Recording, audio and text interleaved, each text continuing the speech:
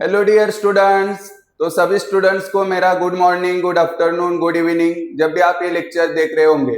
तो बच्चों, आज के लेक्चर से हम स्टार्ट करने वाले हैं रोटेशनल डायनामिक्स, जो कि अपने 12th का फर्स्ट चैप्टर। तो चलो स्टार्ट करते हैं। रोटेशनल डायनामिक्स में जो हमें फर्स्ट पार्ट स्टडी करना है वो फर्स्ट पार्ट है सर्कुलर मोशन। पहला पार्ट कौन सा है? Circular motion. And circular motion के बाद हम स्टडी करेंगे रोटेशनल मोशन। तो रोटेशनल डायनामिक्स में हमें दो चैप्टर स्टडी करने हैं। पहला चैप्टर फर्स्ट पार्ट होगा circular motion and second part क्या है? Rotational motion. सेकेंड पार्ट क्या है? Rotational motion. तो इन दो पार्ट्स के बारे में हमें यहाँ पे स्टडी करना है। बहुत ही इंपॉर्टेंट पार्ट है। यहाँ पे अगर हम बोर्ड्स की बात करें तो बोर्ड्स में 5 to 7 मार्क्स का पेपर यहाँ से आएगा। एंड अगर हम सीईटी की बात करें तो सीईटी में सीईटी की अगर हम बात करें तो इन दो चैप्टर से सीईटी का जो फिजिक्स है उसका 8 to 10% पार्ट यहाँ से पूछा जाता है। मतलब आप समझ सकते हो कि सीईटी में यहाँ से 3 to 4 क्वेश्चन पूछे जाते हैं। 3 to 4 क्वेश्चन पूछे जाते हैं। तो ये पार्ट आपके लिए इंपॉर्टेंट रहने वाला है, बहुत ही इंपॉर्टेंट चैप्टर। तो चलो स्टार्ट करते हैं सर्कुलर मोशन। तो सर्कुलर मोशन क्या होता है? यहाँ पे सर्कुलर मोशन क्या होता है ये सबसे पहले आपको समझना पड़ेगा। तो यहाँ पे ध्यान दो, यहाँ पे आपको दिखाई देगा कि हमारे पास एक ऑब्जेक्ट है। हमारे पास क्या है? एक ऑब्जेक्ट। ये आप हो, एक कौन है? आप। और सेंटर पे आपकी गुस्सेली औरत है। सेंटर पे कौन है? गुस्सेली औरत। सर ये गुस्सेली औरत कौन होता है? अगर आपको गुस्सेली औरत नहीं पता तो अभी आप छोटे हो, सिर्फ ध्यान में रखना कि यहाँ पे गुस्सेली औरत। सो ये जो आप हो, आप यहाँ पे इस तरीके से मोशन कर रहे हो। आप यहाँ पे इस तरीके से मोशन कर रहे हो। इस पाथ के अलोंग आप मोशन कर रहे हो।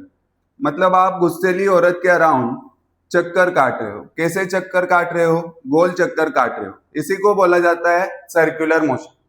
तो जब आप यहाँ पे चक्कर काट रहे हो तो आपका मोशन कैसे हो रहा है? आपका मोशन हो रहा है यहाँ पे along the circumference of circle. आपका मोशन किसके ऊपर हो रहा है? Along the circumference of circle के ऊपर आपका मोशन हो रहा है। तो ऐसा कोई भी मोशन जिसमें कोई ऑब्जेक्ट या फिर पार्टिकल मोशन परफॉर्म करता है along the circumference of circle, उसको हम क्या बोलते हैं? Circular motion. तो सर्कुलर मोशन का अगर आपको डेफिनेशन लिखना है तो क्या लिखोगे? यहाँ पे आपका मोशन हो रहा है along the circumference of circle.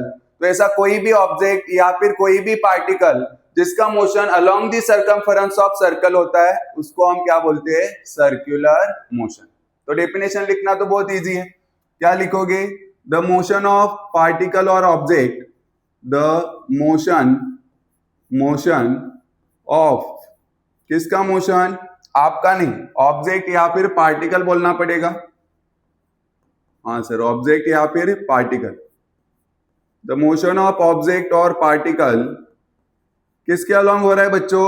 Along the circumference of circle. Along the circumference of circle. Along the circumference, along the circumference, along the circumference of circle. ऐसे मोशन को हम क्या बोलते हैं बच्चों? ऐसे मोशन को बोला जाता है सर्कुलर मोशन। तो इससे पहले आपने क्या स्टडी किया? आपने स्टडी किया है स्ट्रेट लाइन मोशन। क्या स्टडी किया है? Straight line motion.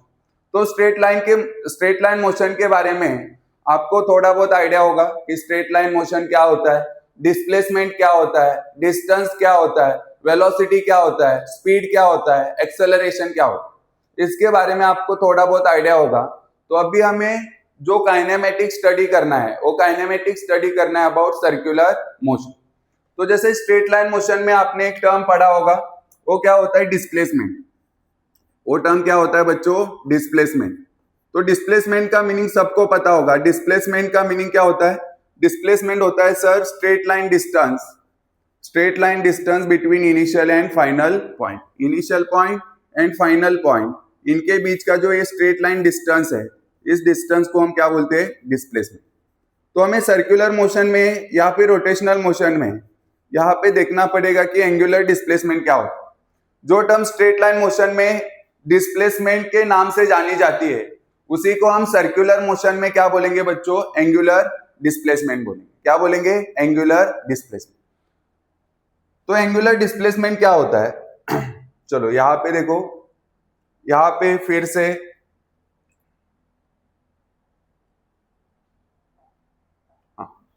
यहां पे एंगुलर डिस्प्लेसमेंट लिखा है। तो सपोज यहां पे आप हो, कौन हो? आप। और सेंटर पे कौन है? सेंटर पे सर गुस्सेली औरत। कौन है? गुस्सेली औरत। कौन है? गुस्सेली औरत। चलो, तो आप यहाँ पे गुस्सेली औरत के अराउंड क्या कर रहे, क्या काट रहे हो? चक्कर काट रहे हो। क्या कर रहे हो? चक्कर काट रहे हो। तो यहाँ पे आप चक्कर काट रहे हो। इस टाइम पे क्या होता है? एक काम करो, इनिशियल पॉइंट पे, जब आप इनिशियली इस पॉइंट पे थे, इस पॉइंट को हमने बोला ए, इनिशियली आप कहाँ पे थे? ए पॉइंट पे। तो कुछ टाइम के बाद आप बी पे पहुंच गए। कौन से पॉइंट पे पहुंच गए? बी पे। आप ए पॉइंट पे कब थे? Initially.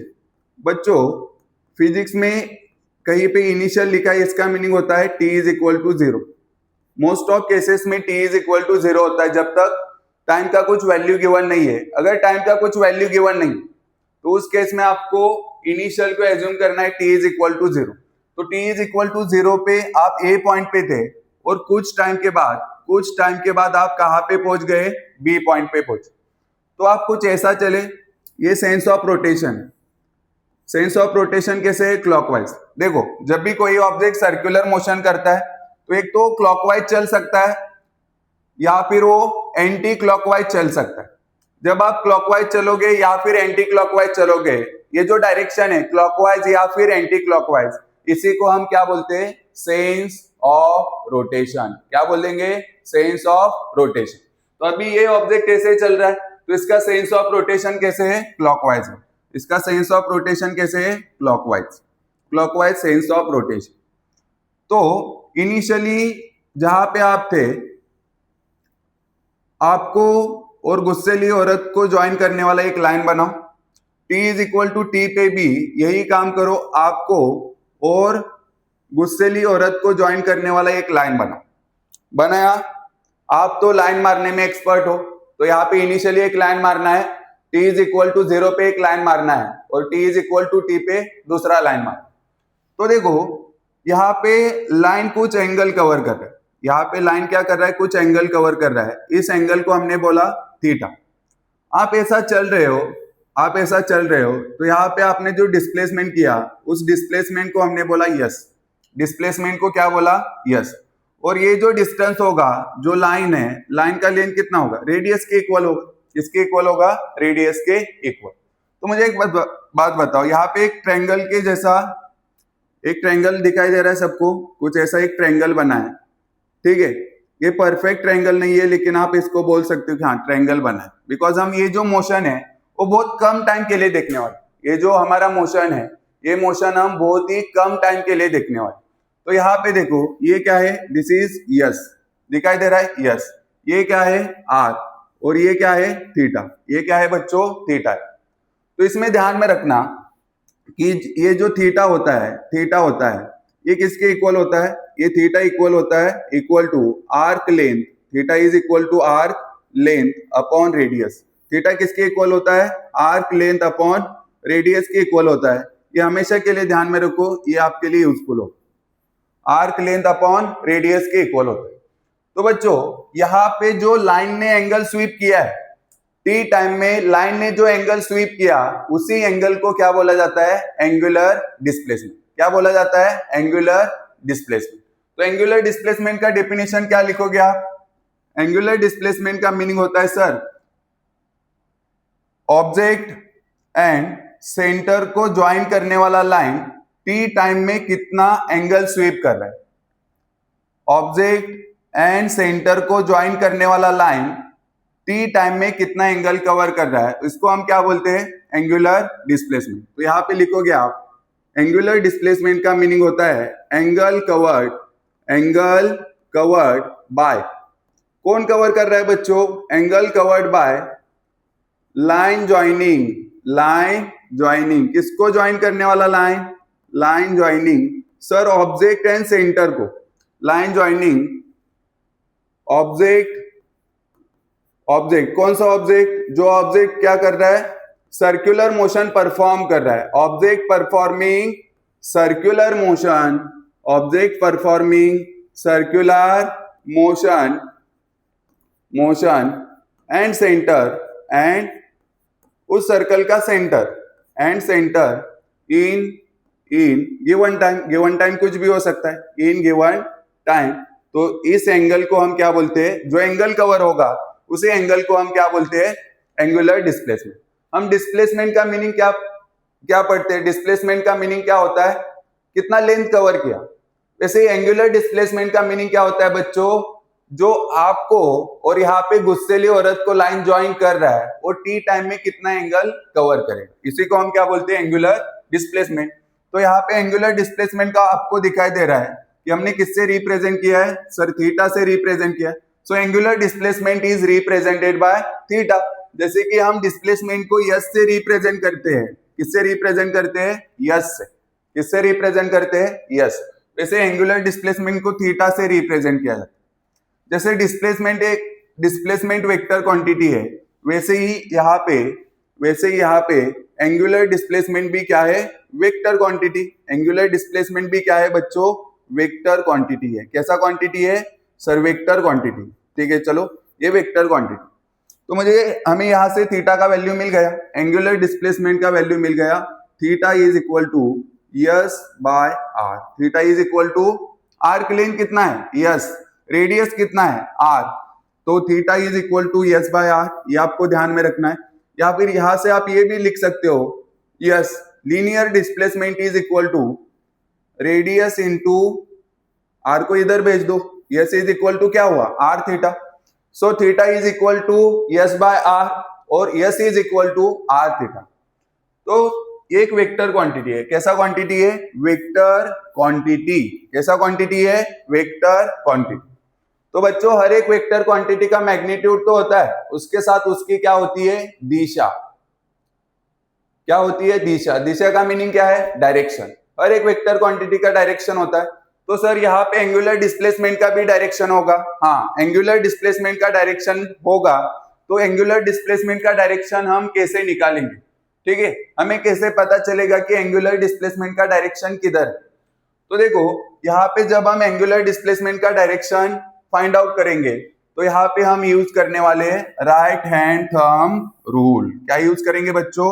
Right hand thumb rule. Angular displacement का डायरेक्शन फाइंड आउट करने के लिए हम यूज करेंगे right hand thumb rule. Right hand thumb rule. Right hand thumb rule. चलो right hand thumb rule sir क्या कहता है? देखो राइट हैंड थंब रूल हमें क्या कहता है? हमारे ये 4 फिंगर्स है, इनको हमें क्या करना है? सेंस ऑफ रोटेशन के अलोंग कर्ल करना है। 4 फिंगर्स को क्या करना है? सेंस ऑफ रोटेशन के अलोंग कर्ल करना है। एंड थंब जिधर पॉइंट करेगा, हमारा थंब जिधर जाएगा वो क्या बताएगा? हमें डायरेक्शन ऑफ एंगुलर डिस्प्लेसमेंट। वो हमें बताएगा डायरेक्शन ऑफ एंगुलर डिस्प्लेसमेंट। तो देखो अभी सेंस ऑफ रोटेशन किधर है? सर अभी सेंस ऑफ रोटेशन क्लॉकवाइज है। तो ये जो 4 फिंगर्स है इनको क्लॉकवाइज क्या करो? कर्ल करो। थंब जिधर पॉइंट करेगा वो होगा एंगुलर डिस्प्लेसमेंट का डायरेक्शन। थंब हमें क्या बताएगा? एंगुलर डिस्प्लेसमेंट की दिशा। एंगुलर डिस्प्लेसमेंट की दिशा किधर? तो देखो क्लॉकवाइज मैंने फिंगर्स को कर्ल किया तो थंब किधर आ रहा है? इनवर्ड। थंब किधर आ रहा है? इनवर्ड। मतलब यहाँ पे एंगुलर डिस्प्लेसमेंट का डायरेक्शन कैसे है? इनवर्ड। कैसे? Inward. Perpendicular to the plane है, इस प्लेन के परपेंडिकुलर ऐसे एंगुलर डिस्प्लेसमेंट का डायरेक्शन अंदर है। ठीक है, चलो अगर sense of rotation anti clockwise होता तो आप क्या करते? सर हम फिंगर्स को इस डायरेक्शन में एंटी क्लॉकवाइज कर्ल करते तो हमारा थंब किधर आ रहा है? आउटवर्ड आ रहा है। मतलब एंगुलर डिस्प्लेसमेंट का डायरेक्शन क्या होगा? आपकी तरफ होगा। एंगुलर डिस्प्लेसमेंट का डायरेक्शन किधर होगा? आपकी तरफ होगा। मतलब यहाँ पे एक बात ध्यान में रखो, क्या करना है राइट हैंड थंब रूल में? Curl the fingers of your right hand। Left hand को जेब में रखना है। ठीक है, नहीं तो उधर जाके लेफ्ट हैंड से डायरेक्शन निकाल लो। तो ये क्या होगा, रॉन्ग होगा। कौन सा हैंड यूज करना है, कौन सा हैंड यूज करना है सर, राइट हैंड। ठीक है, curl the fingers of your right hand किधर किधर कर्ल करने हैं, in the sense of rotation, right hand in the sense of rotation, in the sense of rotation, in the sense of rotation. तो आगे क्या होगा सर, थंब क्या करेगा, रोटेशन, पॉइंटिंग, थंब ऐसे लिखो, thumb gives direction of, thumb gives direction of, direction of angular displacement. तो मुझे यहां से एक बात बताओ कि अभी हमने डायरेक्शन निकाला, किसका डायरेक्शन निकाला, एंगुलर डिस्प्लेसमेंट की हमने दिशा निकाली कि एंगुलर डिस्प्लेसमेंट की दिशा किधर होगी। तो मुझे एक बात बताओ, यहाँ पे अगर आपको सेंस ऑफ रोटेशन पता है तो आप एंगुलर डिस्प्लेसमेंट की दिशा बता सकते हो। हाँ सर बिल्कुल बता सकते। अगर सेंस ऑफ रोटेशन क्लॉकवाइज है, सेंस ऑफ रोटेशन कैसे है बच्चों, सेंस ऑफ रोटेशन क्लॉकवाइज है। अगर सेंस ऑफ रोटेशन क्लॉकवाइज होगा तो एंगुलर डिस्प्लेसमेंट किधर आता है सर, एंगुलर डिस्प्लेसमेंट आता है इनवर्ड, एंगुलर डिस्प्लेसमेंट किधर आता है, इनवर्ड आता है। और अगर sense of rotation anti clockwise है, सेंस ऑफ रोटेशन कैसे है, sense of rotation anti clockwise है, तो करके देखो, आप निकालो डायरेक्शन किधर आता है। सर जब sense of rotation anti clockwise होगा तो हम थंब्स को एंटी क्लॉकवाइज डायरेक्शन में कर्ल करेंगे, तो थंब किधर आ रहा है, आउटवर्ड। तो एंटी क्लॉकवाइज के केस में यहाँ पे एंगुलर डिस्प्लेसमेंट का डायरेक्शन कैसे होगा, आउटवर्ड होगा। देखो ये डायरेक्शन हम और एक रूल से फाइंड आउट कर सकते हैं, उसको हम बोलते हैं स्क्रू, क्या बोलते हैं, स्क्रू रूल, क्या बोलते हैं, स्क्रू रूल। तो स्क्रू रूल से भी हम ये डायरेक्शन फाइंड आउट कर सकते। कैसे सर, सपोज मेरे पास ये स्क्रू है और सेंस ऑफ रोटेशन क्लॉकवाइज है, तो आप एक काम करो, एक आप नोटबुक लो, ठीक है, आपने ये नोटबुक लिया और आप क्या कर रहे हो, स्क्रू को क्लॉकवाइज डायरेक्शन में घुमा रहे हो, तो स्क्रू किधर जाएगा, अंदर, किधर जाएगा, अंदर। तो सेंस ऑफ रोटेशन क्लॉकवाइज था तो स्क्रू अंदर जाएगा, मतलब क्लॉकवाइज सेंस ऑफ रोटेशन के केस में यहाँ पे एंगुलर डिस्प्लेसमेंट का डायरेक्शन कैसे होगा, इनवर्ड होगा। तो जब ये स्क्रू अंदर जा रहा है, पेज के अंदर जा रहा है, तो पेज क्या हो जाएगा, फट जाएगा।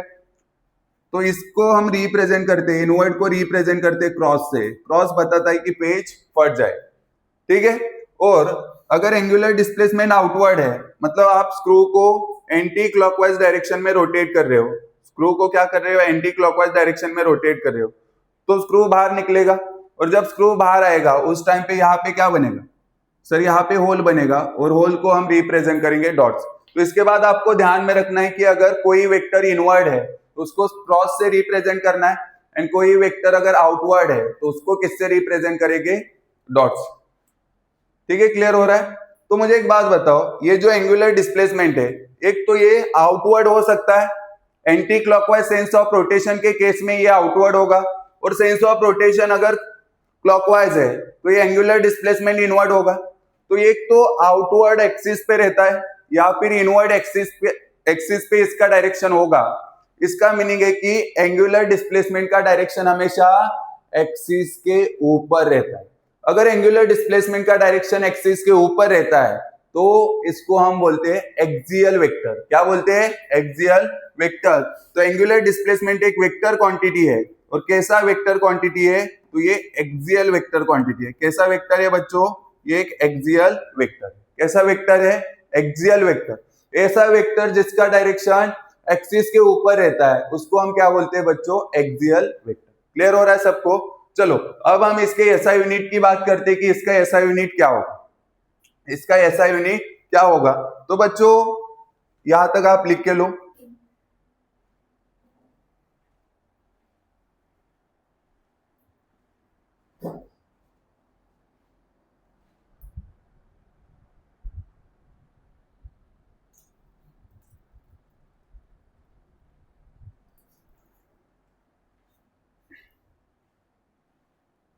लिख लिया। चलो हमें बात करनी है एंगुलर डिस्प्लेसमेंट का डायरेक्शन क्या होगा, सॉरी डायरेक्शन की बात की, एसआई यूनिट क्या होगा। तो ध्यान में रखो कि एंगुलर डिस्प्लेसमेंट का जो एसआई यूनिट होता है एंगुलर डिस्प्लेसमेंट का एसआई यूनिट कितना होता है, क्या होगा, रेडियन। ठीक है, एंगुलर डिस्प्लेसमेंट का एसआई यूनिट क्या होता है बच्चों, रेडियन होता है। क्या होता है बच्चों, रेडियन होता है। और इसको हम रेडियन RAD से रिप्रेजेंट करते हैं। इसका मीनिंग क्या होगा, रेडियन। एंगुलर डिस्प्लेसमेंट का एसआई यूनिट क्या होता है, रेडियन होता है। इसका डायरेक्शन हम राइट हैंड थंब रूल से फाइंड आउट करेंगे। ये क्लियर हुआ सबको, डायरेक्शन के बारे में आपको समझा कि एंगुलर डिस्प्लेसमेंट का डायरेक्शन एक्सिस के ऊपर होता है, वो एक तो इनवर्ड होगा या फिर एक तो आउटवर्ड होगा। ठीक है, इनवर्ड के लिए क्रॉस, आउटवर्ड के लिए डॉट, हमेशा के लिए ध्यान में रखो। ये सिर्फ एंगुलर डिस्प्लेसमेंट में यूज नहीं होगा, आगे जब हम मैग्नेटिक फील्ड के बारे में स्टडी करेंगे, वहां पे फोर्स का डायरेक्शन अगर इनवर्ड है तब भी हम क्रॉस से रिप्रेजेंट करेंगे, आउटवर्ड है तो डॉट से रिप्रेजेंट करेंगे, मैग्नेटिक फील्ड इनवर्ड है तो क्रॉस से रिप्रेजेंट करेंगे, आउटवर्ड है तो डॉट से रिप्रेजेंट करेंगे। सबको क्लियर हो रहा है, ठीक है। चलो अब हम बात करते हैं एक रिवॉल्यूशन की। किसकी बात करेंगे, वन रिवॉल्यूशन। सर तो ये वन रिवॉल्यूशन क्या होता है, तो देखो वन रिवॉल्यूशन मतलब एक चक्कर काटना। हमारे पास आपको पता है, आप गुस्सेली औरत के अराउंड आप क्या कर रहे हो, गुस्सेली औरत के अराउंड चक्कर काट रहे हो। ठीक है, गुस्सेली औरत के अराउंड चक्कर काट रहे हो। तो सेंटर पे आपकी गुस्सेली औरत है। कौन है, गुस्सेली औरत। तो सेंटर पे गुस्सेली औरत है और आप गुस्सेली औरत के अराउंड चक्कर काट रहे हो। तो यहाँ पे आप हो और आप ए पॉइंट से निकले, और आपका सेंस ऑफ रोटेशन कैसे है, क्लॉकवाइज। आपका सेंस ऑफ रोटेशन क्लॉकवाइज है। आप ए पॉइंट से निकले और ए पॉइंट पे वापस आए, आप ए पॉइंट से निकले और ए पॉइंट पे वापस आए, तो एक चक्कर आपने काटा। तो इस एक चक्कर को हम क्या बोलते हैं, वन रिवॉल्यूशन। दो चक्कर काटे तो दो रिवॉल्यूशन, तीन चक्कर काटे तो तीन रिवॉल्यूशन, हाफ चक्कर काटा तो हाफ रिवॉल्यूशन, 1/4 चक्कर काटा तो 1/4 रिवॉल्यूशन। क्लियर हो रहा है सबको, रिवॉल्यूशन क्या होता है, मतलब कितना रिवॉल्यूशन आपने काटा, कितने चक्कर आपने काटे, इसको हम बोलते हैं नंबर ऑफ रिवॉल्यूशन। तो हमें बात करनी है एक रिवॉल्यूशन।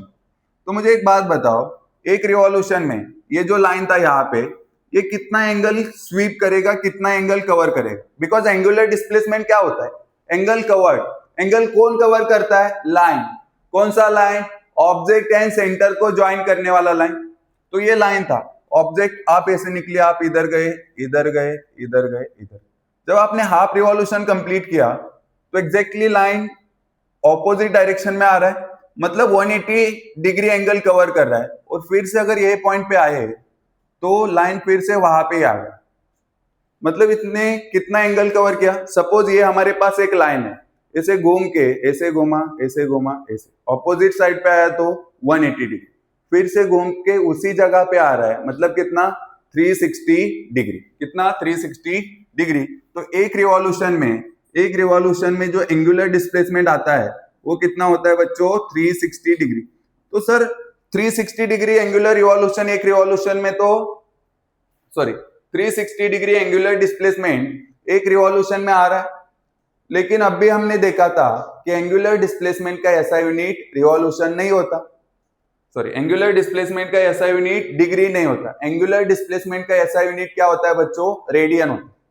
तो हमें इस डिग्री को रेडियन में कन्वर्ट करना पड़ेगा। तो ध्यान में रखो, अगर कहीं पे कोई भी क्वांटिटी अगर डिग्री में गिवन है और आपको उसको किस में कन्वर्ट करना है, रेडियन में कन्वर्ट करना है, तो रेडियन में कन्वर्ट करने के लिए जो क्वांटिटी आपको, जो भी वैल्यू डिग्री में गिवन है, जो भी वैल्यू आपको डिग्री में गिवन है, उसको मल्टीप्लाई करो, उस वैल्यू को मल्टीप्लाई करो। किससे मल्टीप्लाई करना है सर, जो डिग्री में गिवन है, जो डिग्री में गिवन है उसको मल्टीप्लाई करो π/180 से। किससे मल्टीप्लाई करो, π/180 से। आपको आंसर किस में मिलेगा, रेडियन में मिलेगा। तो यहाँ पे 360 डिग्री था, लेकिन आपको रेडियन में लिखना है, तो जो वैल्यू डिग्री में गिवन है उसको मल्टीप्लाई करो π/180 से, π/180 डिग्री से। तो यहाँ से एक आंसर हुआ 18 2 36। तो एक रिवॉल्यूशन में कितना एंगुलर डिस्प्लेसमेंट हुआ, 2π रेडियन। कितना एंगुलर डिस्प्लेसमेंट हुआ, 2π रेडियन। तो डिग्री को रेडियन में कैसे कन्वर्ट करना है? सर पाई बाय 180 से मल्टीप्लाई कर दो, हमें आंसर किस में मिलेगा? रेडियन में मिलेगा। क्लियर हुआ यहाँ तक? चलो मुझे बताओ, एक रिवॉल्यूशन में 2 पाई रेडियन। क्लियर? तो 2 रिवॉल्यूशन में 2 इंटू 2 पाई रेडियन, 10 रिवॉल्यूशन में 10 इंटू 10 पाई रेडियन।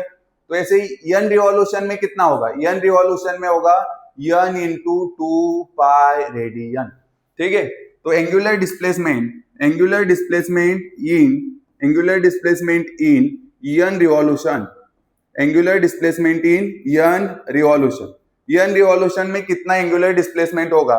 तो सर n रिवॉल्यूशन में एंगुलर डिस्प्लेसमेंट होगा n इंटू 2 पाई रेडियन। तो आपको नंबर ऑफ रिवॉल्यूशन कुछ भी गिवन हो सकता है। n क्या है? Number of revolution. जैसे कि आपसे बोला कि बताओ 50 रिवॉल्यूशन में कितना एंगुलर डिस्प्लेसमेंट होगा, तो 50 रिवॉल्यूशन, क्या बोला मैंने? 50 रिवॉल्यूशन। तो 50 रिवॉल्यूशन का मीनिंग क्या है? सर 50 रिवॉल्यूशन मतलब n इज इक्वल टू 50। तो 50 रिवॉल्यूशन में theta is equal to n की जगह पे 50 लिखोगे, 50 इंटू 2 पाई रेडियन, तो कितना आएगा? 100 पाई रेडियन। आपसे बोला कि हमने हाफ रिवॉल्यूशन कंप्लीट किया, तो हाफ रिवॉल्यूशन में कितना होगा? हाफ रिवॉल्यूशन में एंगुलर डिस्प्लेसमेंट कितना होगा? तो हाफ रिवॉल्यूशन में एंगुलर डिस्प्लेसमेंट कितना होगा? सो हाफ रिवॉल्यूशन मतलब n का वैल्यू कितना? सर 1/2। ठीक है, तो एंगुलर डिस्प्लेसमेंट कितना होगा?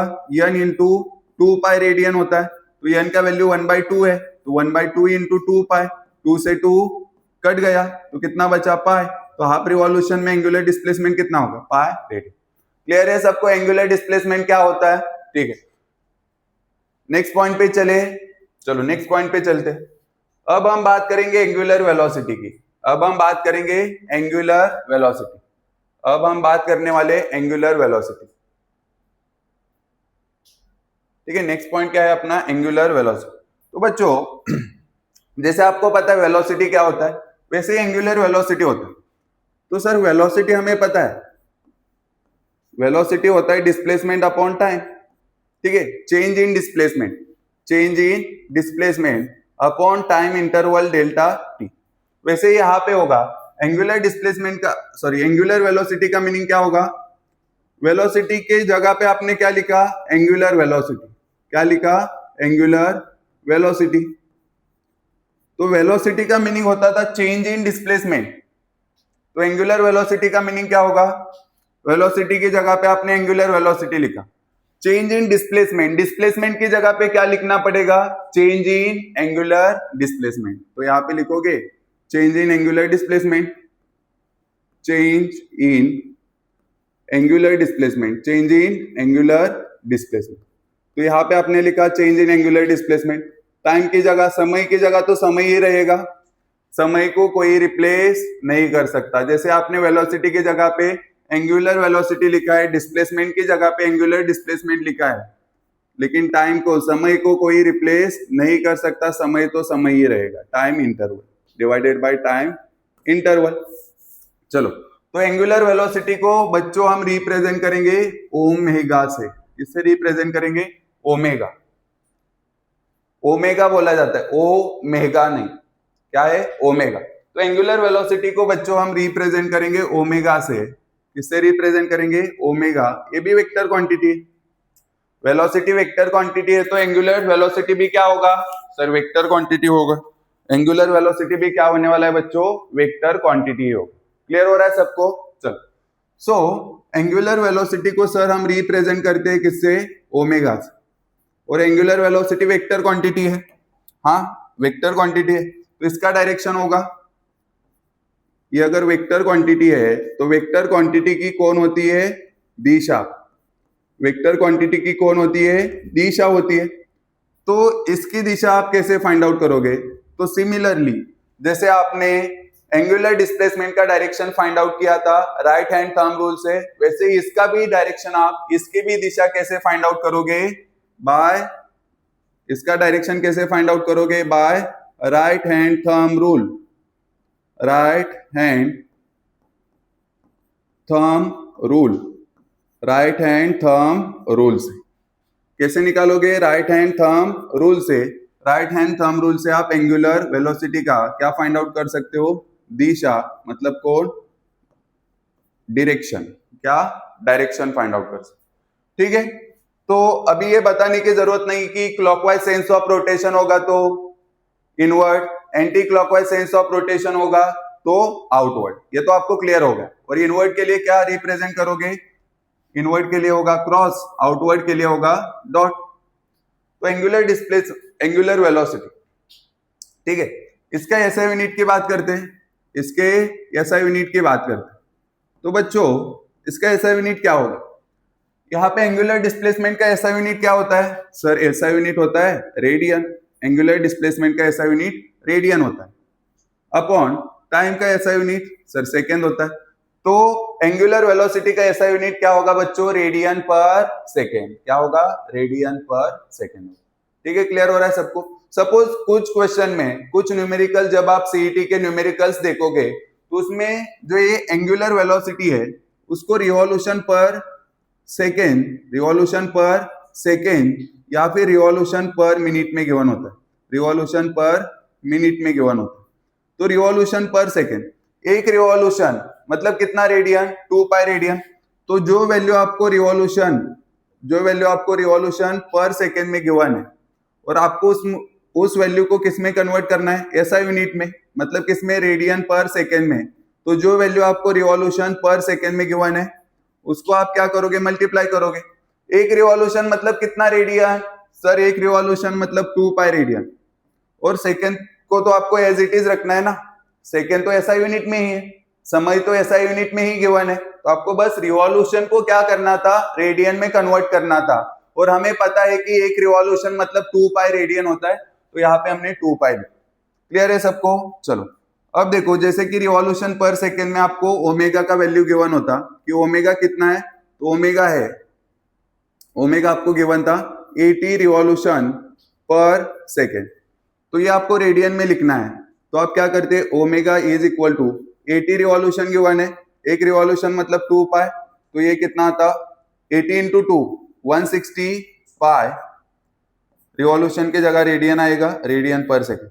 अब सपोज आपको रिवॉल्यूशन पर मिनट में वैल्यू गिवन है और आपको किस में कन्वर्ट करना है? रेडियन पर सेकेंड में। किस में लिखना है? रेडियन पर सेकेंड में। तो एक रिवॉल्यूशन मतलब कितना? वैल्यू लिखो, रिवॉल्यूशन पर सेकेंड में जो मिनट में गिवन है, रेडियन पर मिनट।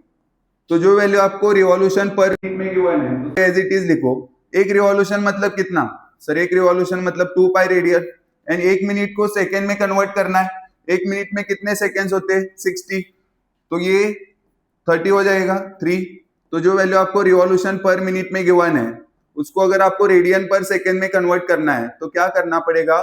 पाई बाय 30 से मल्टीप्लाई करो। क्या करो? पाई बाय 30 से मल्टीप्लाई करो। इजी है, ठीक है, तो ये कन्वर्जन आप कर सकते हो। लेकिन ध्यान में रखो, न्यूमेरिकल सॉल्व करते टाइम आपको ओमेगा का वैल्यू किस में रखना है? ओमेगा का वैल्यू आपको रखना है रेडियन पर सेकेंड। तो इसका भी जब हमने डायरेक्शन निकाला, एक तो डायरेक्शन इनवर्ड होता है या फिर कैसे होगा? आउटवर्ड होगा। एक तो इनवर्ड होगा या फिर कैसे होगा? आउटवर्ड होगा। मतलब जैसे एंगुलर डिस्प्लेसमेंट का डायरेक्शन, एंगुलर डिस्प्लेसमेंट की दिशा एक्सिस के ऊपर होती है, वैसे एंगुलर वेलोसिटी की भी दिशा एक्सिस के ऊपर होती है। इसकी वजह से ये वेक्टर क्वांटिटी है। और कौन सा वेक्टर है? Axial vector. कौन सा वेक्टर है? Axial vector. कौन सा वेक्टर है? Sir axial vector. क्लियर हुआ यहां तक सबको? चलो जल्दी लिख के लो।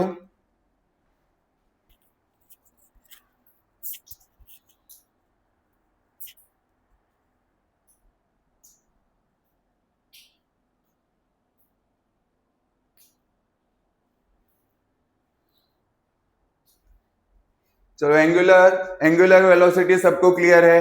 एंगुलर वेलोसिटी क्लियर हुआ? चलो अब एंगुलर एक्सेलरेशन की बात करते हैं। किसकी बात करेंगे? Angular acceleration. एंगुलर एक्सेलरेशन की बात करें तो मुझे एक बात बताओ, ठीक है, सिंपल करो इसको। एक्सेलरेशन क्या होता है? सर एक्सेलरेशन होता है change in velocity upon time interval. Change in velocity upon time interval. अब एक्सेलरेशन की जगह पे क्या लिखेंगे? Angular acceleration. क्या लिखेंगे? Angular acceleration. Angular acceleration. So angular acceleration तो मुझे एक बात बताओ, angular acceleration is equal to, acceleration में हम लिखते थे चेंज इन वेलोसिटी, क्या यहाँ पे चेंज इन एंगुलर वेलोसिटी लिखना पड़ेगा? Yes sir, change in angular velocity लिखना पड़ेगा, चेंज इन एंगुलर वेलोसिटी लिखना पड़ेगा, change in angular velocity, change in angular velocity upon समय की जगह कोई नहीं ले सकता, तो समय की जगह पे समय ही आएगा, मतलब यहाँ पे टाइम इंटरवल था, इधर भी कौन आएगा बच्चों? टाइम इंटरवल ही आएगा। कौन आएगा? टाइम इंटरवल ही आएगा। चलो क्लियर हुआ? तो एंगुलर एक्सेलरेशन को हम रिप्रेजेंट करते हैं अल्फा से, एंगुलर एक्सेलरेशन को हम रिप्रेजेंट करते हैं अल्फा से। किससे रिप्रेजेंट करेंगे? अल्फा। एंगुलर एक्सेलरेशन को रिप्रेजेंट करेंगे अल्फा से, एंगुलर वेलोसिटी को हमने रिप्रेजेंट किया था ओमेगा से, एंड एंगुलर डिस्प्लेसमेंट को रिप्रेजेंट किया था हमने थीटा से। ठीक है, क्लियर हो रहा है सबको?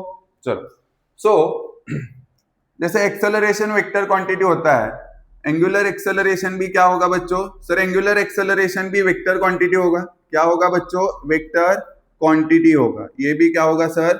वेक्टर क्वांटिटी होगा। अगर वेक्टर क्वांटिटी होगा तो उसका भी डायरेक्शन होता है। हर एक वेक्टर क्वांटिटी की क्या होती है बच्चों? दिशा। क्या होती है?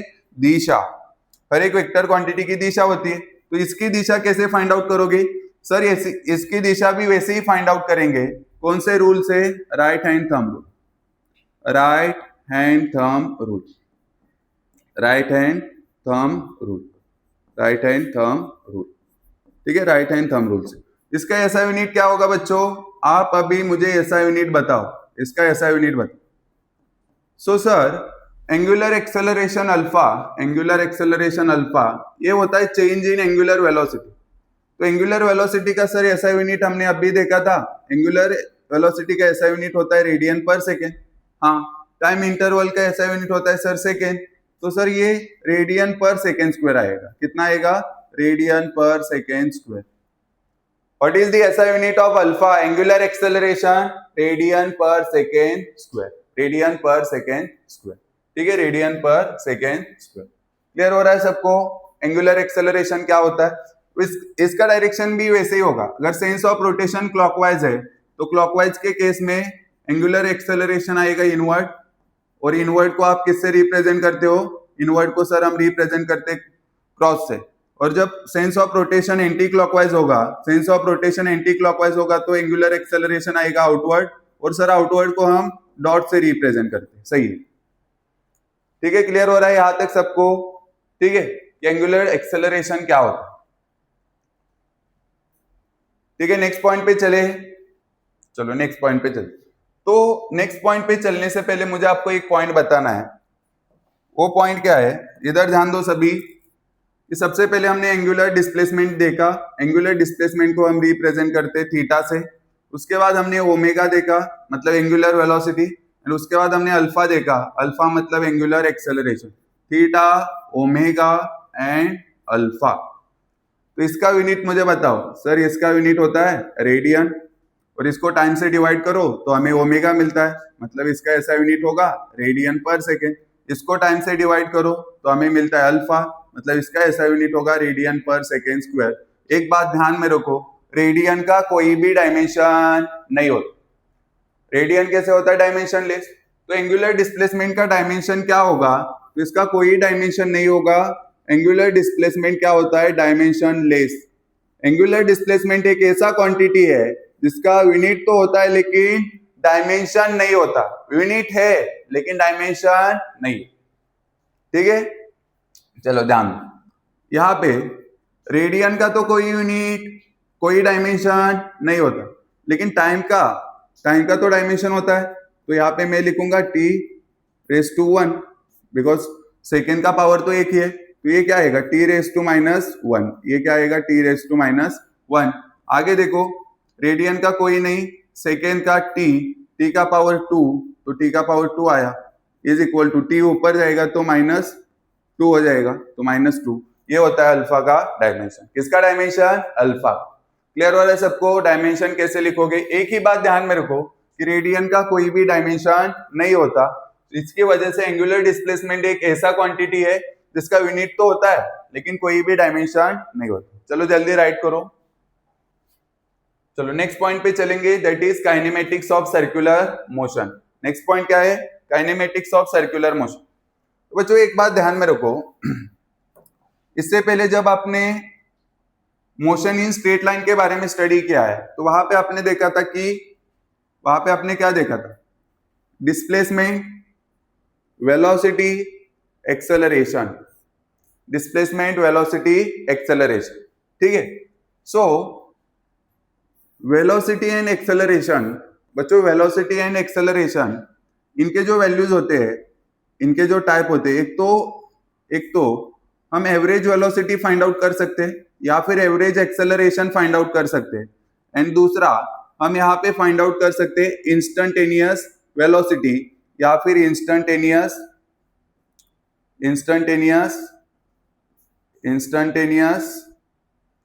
Acceleration.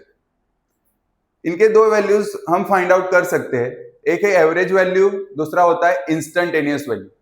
So average and instantaneous, इसमें डिफरेंस क्या है सर? यही कॉन्सेप्ट क्या है? तो एक बात ध्यान में रखो, जहां पे टाइम इंटरवल होता है, टाइम इंटरवल मतलब जैसे कि एवरेज का मीनिंग मैं आपको बताता हूं। जैसे आप अपने मोबाइल का कैमरा ओपन करते हो, तो कैमरा ओपन करने के बाद आप दो चीजें कर सकते हो, एक तो आप वीडियो बना सकते हो या फिर दूसरा फोटो क्लिक कर सकते हो। जब आप वीडियो निकालोगे, सपोज 10 सेकेंड का वीडियो बना, सर 10 सेकेंड का क्यों? हाँ, एज्यूम कर लो कि 10 सेकेंड का वीडियो बना, तो उसमें initial time t is equal to 0 होगा, final time t is equal to 10 होगा। मतलब इसमें इनिशियल टाइम है, फाइनल टाइम है, मतलब इसको हम बोलते हैं टाइम इंटरवल।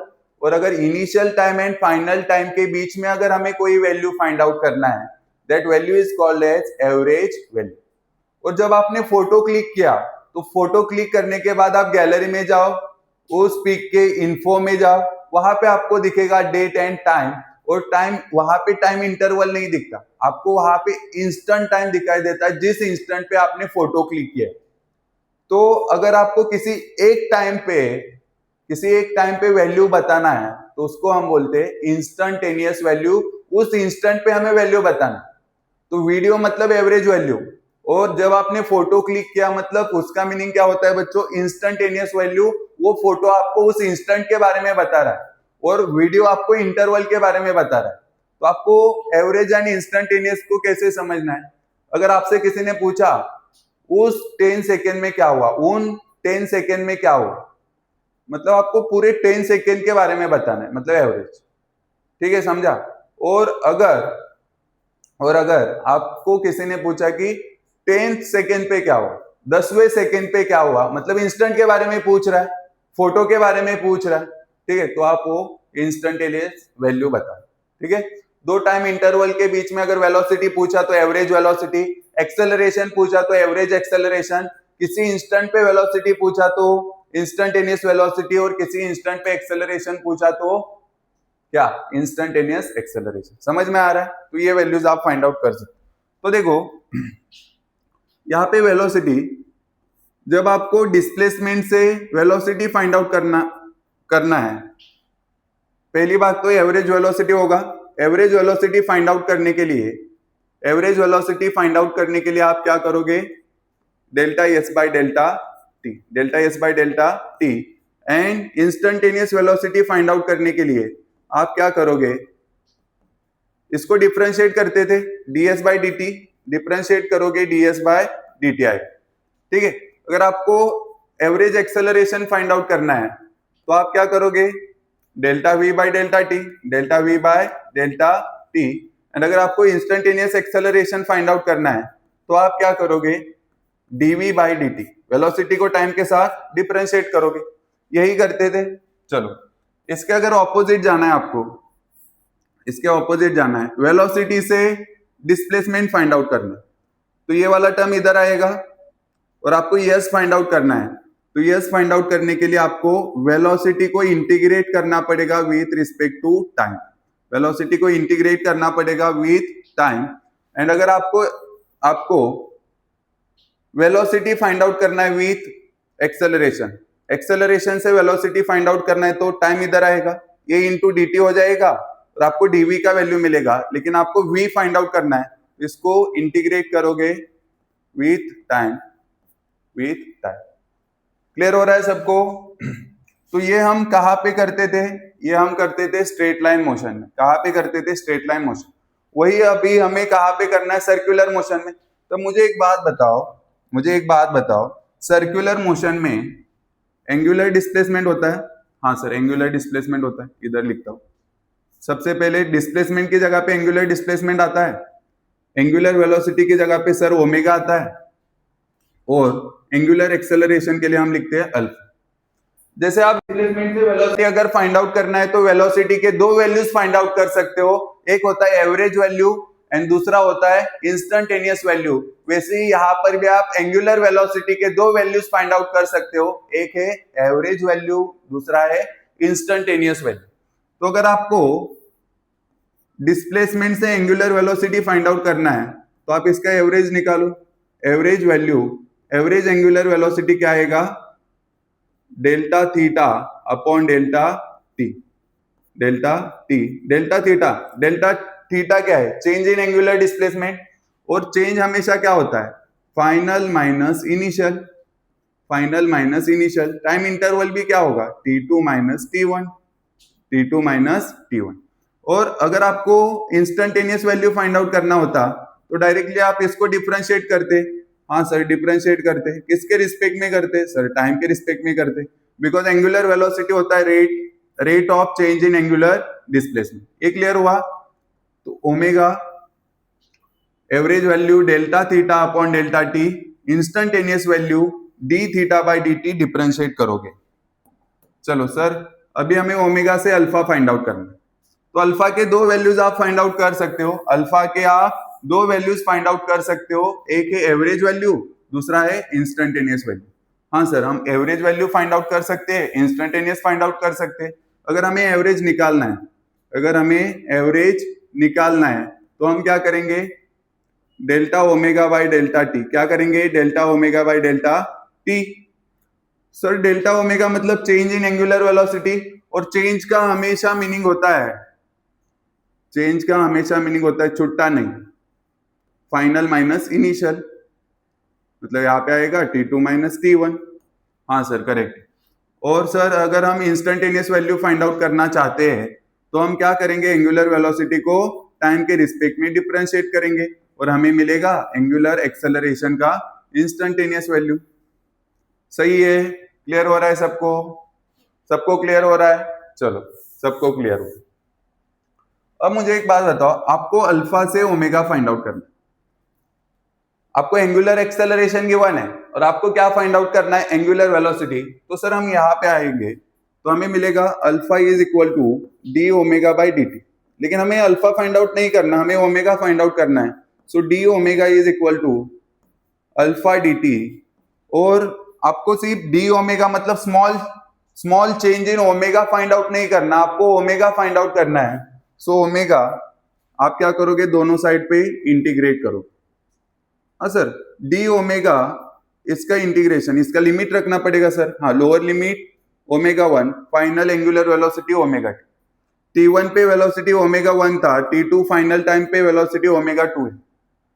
तो सर इसका इंटीग्रेशन डी ओमेगा, dx का इंटीग्रेशन सर x आता है। हाँ सर, x आएगा, और x आया, सॉरी डी ओमेगा है तो ओमेगा आएगा। इसका सर लोअर लिमिट ओमेगा 1 है, अपर लिमिट ओमेगा 2 है, इज इक्वल टू, यहाँ पे तो कुछ नहीं होगा सर, जब हमें समय गिवन होगा उसी टाइम पे हम ये फाइंड आउट कर सकते हैं। चलो सही है। लेकिन क्या आपको यहाँ से डायरेक्टली ओमेगा मिल रहा है? नहीं, आपको क्या मिलेगा? Upper limit minus lower limit omega 2 minus omega 1, मतलब आपको चेंज इन ओमेगा मिलेगा। ये सबसे इंपॉर्टेंट बात है। जब आप एंगुलर एक्सेलरेशन को समय के साथ, टाइम के साथ इंटीग्रेट करते हो तो आपको डायरेक्टली ओमेगा नहीं मिलता, आपको क्या मिलता है? ओमेगा 2 माइनस ओमेगा 1, और ओमेगा 2 माइनस ओमेगा 1 क्या है? चेंज इन एंगुलर वेलोसिटी। ये सबसे इंपॉर्टेंट बात है। तो आप ऐसे जाओगे तो आपको चेंज इन एंगुलर वेलोसिटी मिलेगा, तो उसके लिए आपको क्या करना पड़ेगा? सर उसके लिए हमें एंगुलर एक्सेलरेशन को टाइम के साथ इंटीग्रेट करना पड़ेगा। टाइम t1 से लेके t2 तक यहाँ पे लिमिट रखेंगे। सबसे इंपॉर्टेंट बात है, ये भूल जाते हो आप, ठीक है? बोलना नहीं। चलो, सो वैसे ही मुझे बताओ, आपको ओमेगा से थीटा फाइंड आउट करना है, तो क्या आपको ये सब कुछ सेम प्रोसीजर होगा? इसके लिए होगा। तो क्या आपको डायरेक्टली थीटा मिलेगा? नहीं सर, हमें मिलेगा डेल्टा थीटा, मतलब चेंज इन डिस्प्लेसमेंट। उसके लिए हम क्या करेंगे, ओमेगा को टाइम के साथ इंटीग्रेट करेंगे, लिमिट रखेंगे T1 से लेके T2 तक, T1 से लेके T2 तक। तो इस तरीके से अगर आपको एंगुलर डिस्प्लेसमेंट गिवन है, आप angular acceleration, angular velocity find out कर सकते हो। एंगुलर वेलोसिटी गिवन है तो एंगुलर एक्सेलरेशन फाइंड आउट कर सकते हो, एवरेज वैल्यू फाइंड आउट कर सकते हो, इंस्टेंटेनियस वैल्यू फाइंड आउट कर सकते हो। तो ये वाला जो पार्ट है बच्चों, ये वाला पार्ट हम यूज करते हैं नॉन एक्सेलरेटेड मोशन के लिए। ये अच्छे से ध्यान में रखो, ये वाला पार्ट हम कहाँ पे यूज करते हैं? एक्सेलरेटेड मोशन के लिए यूज करते हैं। कहाँ पे यूज करते हैं बच्चों? Accelerated motion. Sir accelerated motion क्या होता है? एक्सेलरेटेड मोशन मतलब ऐसा मोशन जिसमें एक्सेलरेशन कांस्टेंट नहीं होगा, एक्सेलरेशन वेरिएबल होगा। जब एक्सेलरेशन वेरिएबल होता है तो वहां पे इक्वेशन ऑफ मोशन, जो हमारे पास इक्वेशन ऑफ मोशन है उनको हम यूज नहीं कर सकते। तो उस केस में हमें एंगुलर वेलोसिटी और एंगुलर एक्सेलरेशन फाइंड आउट करने के लिए ये पॉइंट्स को यूज करना पड़े। चलो ये जल्दी लिख के लो।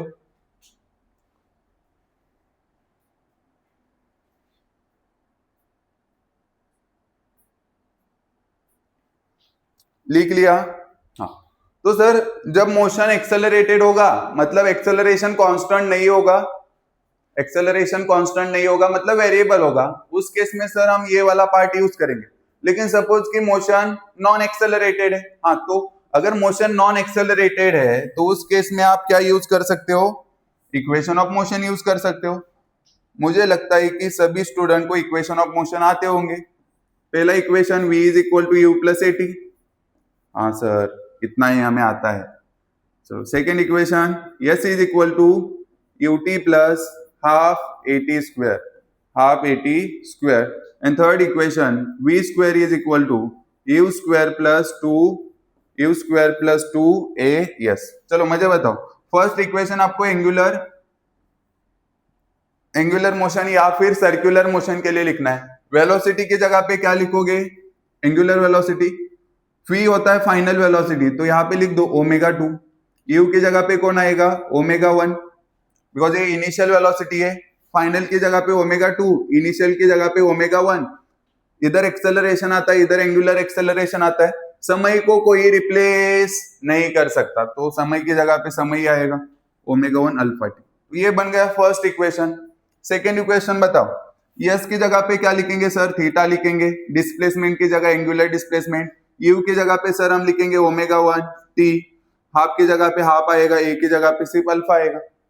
देखो इधर second equation, theta is equal to omega 1 T plus half A की जगह पे अल्फा, टी की जगह पे T square. Third equation v square is equal to U square plus 2s। p की जगह पे ओमेगा, ओमेगा 2, u की जगह पे ओमेगा 1, a की जगह पे अल्फा, s की जगह पे थीटा। तो यहाँ पे क्या आएगा देखो, ओमेगा 2 का square is equal to omega 1 square plus 2 alpha theta. And ये जो इक्वेशंस है ये आप कहाँ पे यूज कर सकते हो? This is used for non accelerated motion. कहाँ पे यूज कर सकते हो बच्चों? नॉन एक्सेलरेटेड मोशन के लिए। कहाँ पे? Non accelerated motion. What is non accelerated motion? Sir ऐसा मोशन जिसमें एक्सेलरेशन कांस्टेंट होगा। कैसे होगा? एक्सेलरेशन कांस्टेंट होगा, वहां पे आप ये यूज कर सकते हो। तो इसमें जो बच्चों सेकेंड इक्वेशन है, वो सेकेंड इक्वेशन आपको बताता है कि जैसे 10 सेकेंड में कितना डिस्प्लेसमेंट हो। जो सेकेंड इक्वेशन है उसमें आपको ये जो यस है ये क्या बताता है? जब आप टाइम का वैल्यू रखोगे तो उतने टाइम में कितना डिस्प्लेसमेंट हुआ। मतलब जैसे कि आपको इन 20 सेकेंड में कितना डिस्प्लेसमेंट हुआ ये फाइंड आउट करना है, तो आप सेकेंड इक्वेशन यूज कर सकते हो। लेकिन मैंने बोला कि what is the displacement eight 20th second. मतलब क्या मैं पूरे मोशन में पूरे 20 सेकेंड में डिस्प्लेसमेंट पूछ रहा हूं? नहीं पूछ रहा, मुझे सिर्फ 20th, उस एक सेकेंड में 20th नंबर के सेकेंड में कितना डिस्प्लेसमेंट हुआ इतना ही जानना है। तो मैं ये इक्वेशन यूज नहीं कर पाया होगा, बिकॉज सेकेंड इक्वेशन मुझे क्या बताता है, सेकेंड इक्वेशन हमें बताता है कि टोटल 20 सेकेंड में कितना डिस्प्लेसमेंट हो, लेकिन हमें उस 1 सेकेंड में फाइंड आउट करना है कि कितना डिस्प्लेसमेंट हुआ। तो इसके लिए हमारे पास और एक इक्वेशन होता है, हमारे पास क्या होता है, और एक इक्वेशन होता है जो कि हमें उस सेकेंड में कितना डिस्प्लेसमेंट हुआ वो बताता है।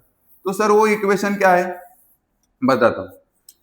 तो ये सेकेंड इक्वेशन हमें क्या बताता है, angular displacement in n second, total n second, मतलब टोटल जैसे कि 20 सेकेंड में निकालना है, तो टोटल 20 सेकेंड में कितना डिस्प्लेसमेंट हुआ या आप इस इक्वेशन से निकाल सकते हो।